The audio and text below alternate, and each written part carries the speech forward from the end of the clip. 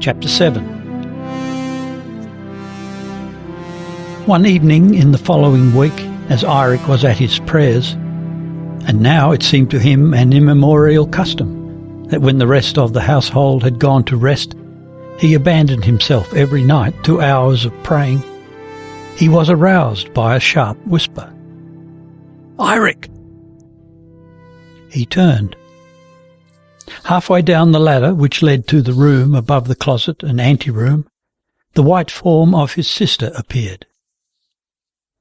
Eirik broke off abruptly with ignominy and crossed himself as though throwing a cloak about him. Then he sprang up and went to her. "Do I keep you awake, Cecilia?" "Yes.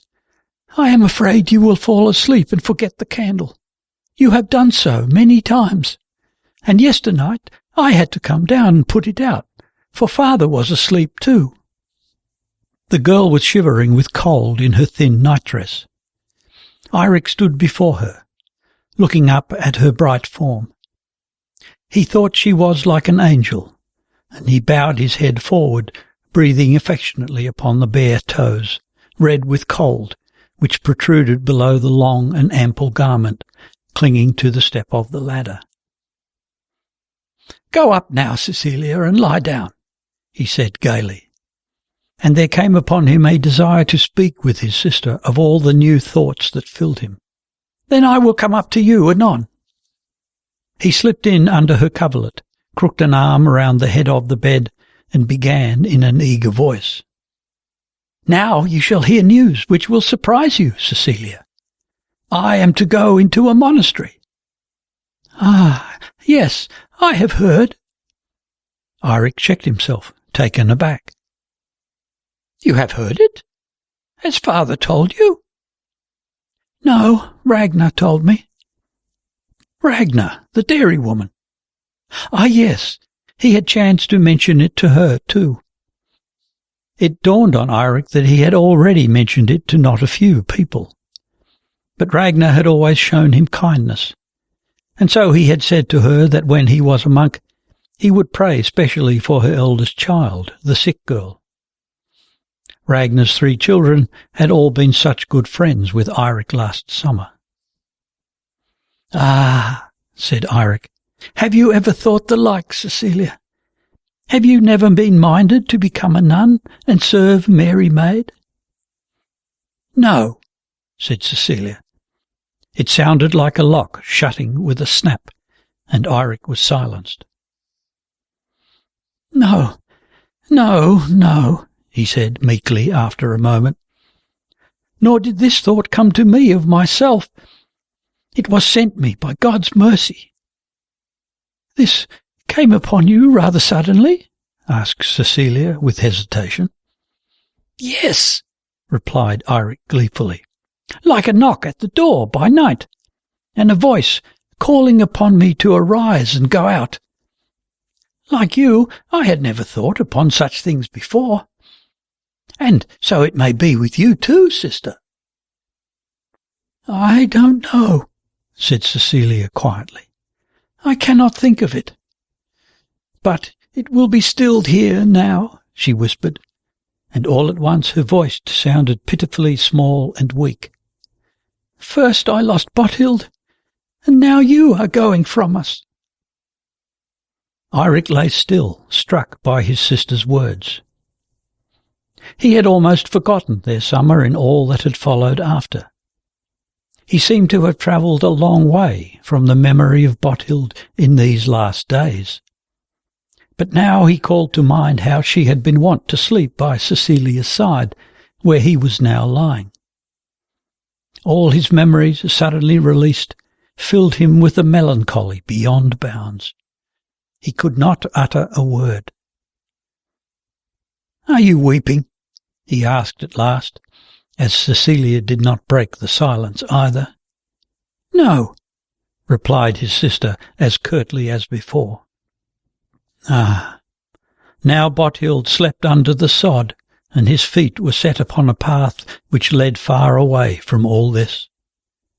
But Cecilia, she would be left here, lonely as a bird, when all its fellows have flown, alone with her sad and silent father. "Have you heard no more of Jorund this winter?" it occurred to him to ask. "We have not." He could hear by her voice that she was in a ferment. "That is strange. He let me suppose he would be here some time this winter." Cecilia gave a start. She turned abruptly to the wall. Eirik noticed that the girl was trembling. He raised himself on his elbow, leaning over his sister. "What ails you?" he asked anxiously. "Nothing ails me," she whispered, half choking. "I do not ask how it is with Jorund Kolbeinsson. I have not set my mind on him." Eirik said doubtfully, "I cannot make this out. You speak as if you were angry with him."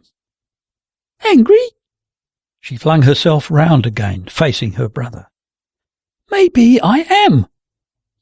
For I am not wont to hear such speech from a man as Jorund used to me. And I gave him such answer that he...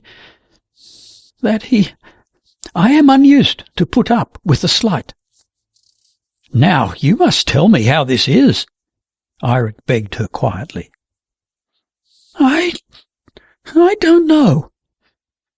Maybe it counts for little among folk nowadays, and 'tis only I, a home-bred maid, who deem that the word of a noble damsel is worth so high a price.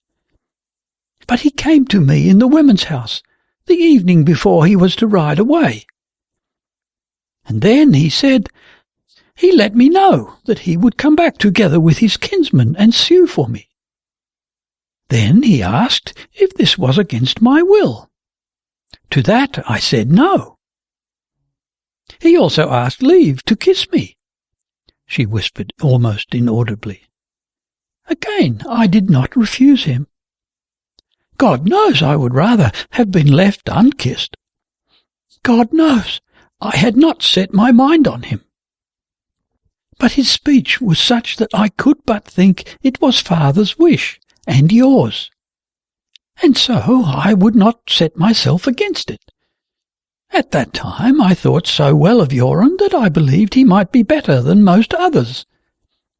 Since I can clearly see that father is little-minded to let me have a say in my own marriage. But Jorund, I think, counts a word and a kiss for little worth." With a sudden impulse, Eirik bent over his sister and kissed her on the lips. Then he lay down quietly again. "Maybe Jorund could not decide for himself," he said, finding an excuse on the spur of the moment. "Maybe his kinsman had already treated of another marriage for him without his knowing it." "Then he should not have spoken," replied Cecilia angrily, "if he knew not whether he were bought or sold." "That may be so. But he spoke to me of this matter as though it lay very near to his heart. That he got you to wife, I mean. But, you know, he had to go home and consult his brothers." "Then do they think we are not good enough for Jorund?" Eirik did not know what to say. His sister had reason to be angry, and now he seemed to remember speaking of this to Jorund, and Jorund had promised him not to say anything of the matter to Cecilia before he came as a suitor. But he could guess that Jorund might easily forget that promise, Cecilia being so fair and sweet. So he took her hand, laid it upon his breast, and stroked it, while he fell back upon the first excuse he had tried to offer for his friend. They must have designed another marriage for him, without his knowing it. Cecilia did not answer. Eirik lay patting her hand, but now he found he was getting very sleepy. She must already be asleep. Once more Eirik bent over her, cautiously kissed his young sister, then stole out of the bed and down. He was already on the ladder when the chilly little voice asked in the darkness above, "You will say no more prayers tonight, will you?" "No," replied Eirik feelingly. Now I will go to rest." "Then you will put out the light?" Eirik did so. He lay in bed feeling very angry with Jorund for having shown his sister and all of them so little respect. But at the same time he had in some sort conceived an aversion for the thought of giving Cecilia to Jorund. This 1 week of his conversion had altered his view of many things. He now thought of his whole life since he had run away from home with repugnance, nay, with sorrow. He repented his sins, that was well enough, but beyond that he wished, now that his life was to be consecrated to God, that it had been less defiled. But Jorund, to whom no such call had come, of him no man could require that he should be better than other men. And Jorund was no worse. But Cecilia, she was so good. Olaf had not meant very much by it when he hinted that he had no very great esteem for the order of the Minorites. He had grown somewhat tired of them, like many other folk in the neighbourhood in Sire Halbjorn's time, because the priest constantly had them at his house. The Grey Friars had long been at strife with the cathedral chapter and the priests of Oslo, but it was not certain that the brethren had been chiefly to blame for the quarrel. And there had been some ugly talk of one of the Minorites, an Eldred Beresdatter of the Ness. But there had always been ugly talk about Eldred, ever since her father gave the reluctant maid to old Harold Johnson, though no one could give clear proof of it. She was barren as the sole of an old shoe. She was, moreover, the daughter of a nephew of old Sire Benedict, and a second cousin of the daughters of Arn, but her kinsfolk never spoke of her. She had quite dropped out of good company. The young friar, Brother Gunnar, who had been so often with her at the Ness, had been sent out of the country, to a school of learning, it was said. The only men of the order whom Olaf knew something of were the Richardsons, Brother Edvin, the painter, and Brother Stefan, who used to come out to Hestviken once a year in Lent. He had done so ever since he attended Ingunn in her hour of death. Olaf did not like Brother Stefan's appearance. He was a little crooked-backed man, with a face like a bad fairy. One intuitively expected him to wag his long, flexible nose. But Olaf had never heard or seen anything but good of the man. And as Eirik seemed so fixed in his desire to enter this order, his father was quite willing to give him to the Minorites with a fitting endowment. Olaf gave much thought to the question of Eirik's birth, but he had never heard of dispensation for bastard birth being denied to any man who was otherwise well suited to be a monk or priest. And he had already burdened his conscience with so much that he might just as well add this to the load, hold his peace about his secret. This burden had grown into his flesh and into his soul. He felt it was beyond his power to rid himself of it. Eirik felt his father's changed attitude toward him as part of his new happiness.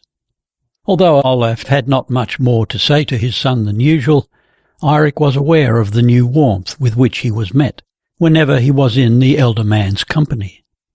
Most of the sayings and preachings of pious men that Eirik had heard of late years had gone in at one ear and out at the other. But now one thing and another recurred to his memory. "Seek ye first the kingdom of God and his righteousness, then shall all other good things be added unto you." Something like this Christ had once said to his disciples, he had heard. Eirik remembered it now. All his life he thought there was one thing he had desired more than anything else in the world, to force his father to acknowledge him with loving pride. Now, when he was about to renounce all the good things of this world in order to win heaven, he received as a parting gift that for which he had begged from his childhood's days. So it was only the thought of his sister that caused Eirik uneasiness. He said to himself that after all, no one but his father and sister could have thought of taking this matter of Jorun's suit so seriously, calling it an affront and a broken promise. For nowadays, folk were not so scrupulous about every word spoken at random. He himself had never been so. But now it seemed to him that his father was right. Life would be much better if folk were more prone to keep their word. One day, when Olaf and Eirik were down on the beach engaged in tarring a boat, and Cecilia had brought them their afternoon meal, her brother said after she had gone, "It will be lonely for her when I have left." "Maybe." Olaf followed the girl with a thoughtful look as she went up the hill. Eirik said, "That is the only care on my mind, that I must go away before her future is assured." "I think you may leave me to deal with that." Olaf's lips twitched with the little crooked smile that had been so habitual to him of old when answering his son. "For many years we have seen no sign that you troubled yourself about your sister's welfare." Yes, I know that. But I had to see the world first, like other men, and I knew she was safe in your care." "Do you think that is no longer enough?" Eirik paused, pressing the scraping iron against the boat's side and looking down. "You know, father, you begin to grow old, so—" Eirik stole an embarrassed glance at his father. Olaf's mien was now cold and unfriendly. Nevertheless, he went on. "My sister is not so cheerful and easy in her mind as she should be at her age." Olaf could not forbear, though he was loath to put the question. "Has she complained to you?" he asked suspiciously. It was Aslak he had in his mind, but Eirik answered, "I think she marvels that she has heard no more of Jorund." Olaf went savagely at the work he was doing, but said nothing. "Have you had no message from them?" asked Eirik at last. "Does she know that Jorund—" "If I remember aright, I asked you to tell your friend that I enjoined him not to give the child any hint of the matter till it had advanced much farther. I call it unmanly and little consonant with honour, if he has spoken to so young a child before his kinsman and I have come to an agreement." Olaf's tone was so disdainful that something of Eirik's old feeling of comradeship with Jorund was awakened. "Spoken he has not, for sure. But when two young people have a kindness for one another, it is not easily hidden, so that the one doesn't know the other's mind." Olaf worked on in silence. "Jorund!" he exclaimed all at once, so gruffly and scornfully that Eirik dared not ask another question when his father lapsed into silence. It was not 1 year since Aslak had used the same words. Such things could not be hidden. Then he had kept an eye on his daughter, fearing that she might regret Aslak too deeply. But he might safely have spared himself that. It was well she had not taken it so sadly, but that she could now think of Jorund. So she would surely get over this fresh sorrow. And indeed she was little more than a child. But for all that, Olaf felt it as a disappointment that his daughter could be so quick to forget. Eirik wished to sail up to the convent before Easter.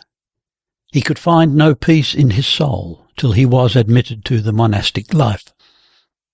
It had been Olaf's intention to accompany his son, but he fell sick. He had got an inward hurt in the fight at Frisia Bridge. He had taken little heed of it at the time, but ever and anon it showed itself in a bloody flux and vomiting. This time he had to take to his bed. But Eirik could not wait, so he promised to send his father word in good time, when the day was appointed for him to take the habit. On the morning of his departure, he went into the closet to take leave of his father. He knelt beside the bed and asked his father's blessing.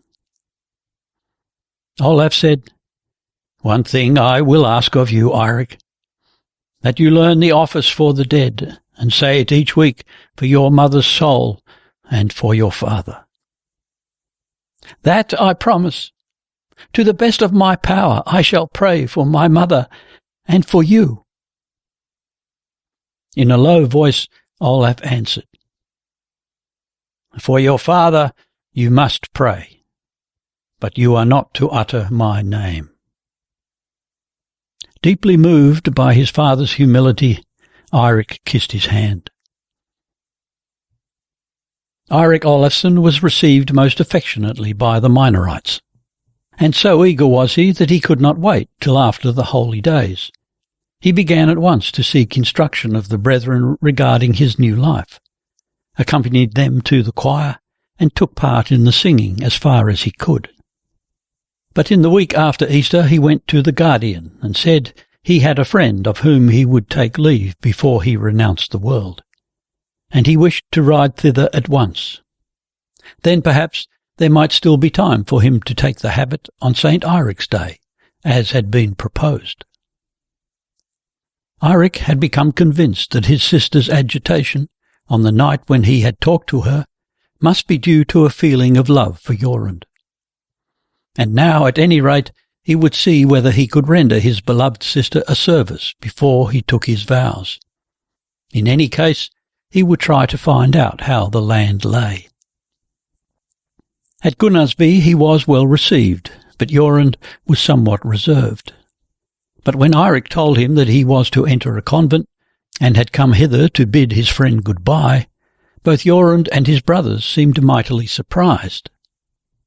2 nights before Eirik was to leave, he and Jorund went out together to find a haunt of woodgrouse. As they walked through the wood, Jorund Reaper said to his friend, "Howbeit, Eirik, it seems to me you should wait a while, and prove yourself ere you give up Hestviken and all the good things of this world." He could hear by Eirik's voice that he was smiling in the darkness. "Why so? What should it avail, do you think, that I proved myself when I know this has not come from myself? You would not let me have him wait who has called me." "This too you must lay aside," said Jorund, as if in jest, nudging the bow which Eirik carried. "You were always a keen hunter, Eirik." "I change it for a bow which shoots higher." So it is, no doubt. But will you wait till we have time to speak with your father of that matter you know of?